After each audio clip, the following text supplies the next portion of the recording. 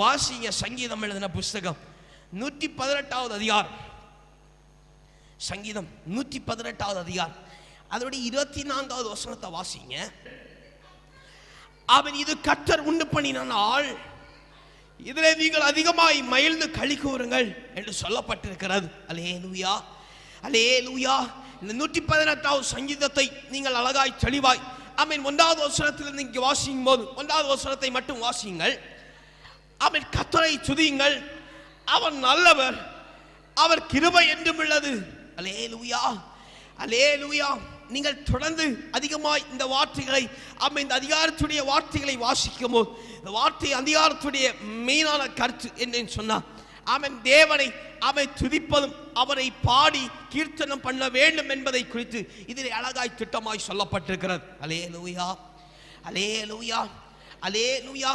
இன்னும் அதிகமாய் நம்ம பார்ப்போம் என்று சொன்னா இந்த சங்கீதத்தின் பகுதி இந்த வேத பகுதி 118வது அதிகாரம் இதனுடைய துதியினுடைய கீதம் என்று சொல்லப்பட்டிருக்கிறது. அல்லேலூயா, அல்லேலூயா. இன்னும் அதிகமாய் சொல்ல போனா என்று சொன்னா இந்த 118வது சங்கீதம் துதிக்கிறவர்களுடைய சங்கீதம். அல்லேலூயா, அல்லேலூயா.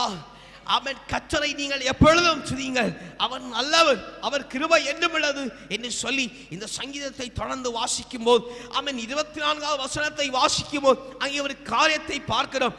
ஆமென், இது கர்த்தரால் உண்டு பண்ணின நாள். அல்லேலூயா, அல்லேலூயா. நமக்கு ஆண்டவர் தந்திருக்கிற இந்த பரிசுத்த பண்டிகை நாள் அவன் கர்த்தர் உண்டு பண்ணினார். எத்தனை பேர் விசுவாசிக்கிறீங்க? அல்லேலூயா, அல்லேலூயா, அல்லேலூயா.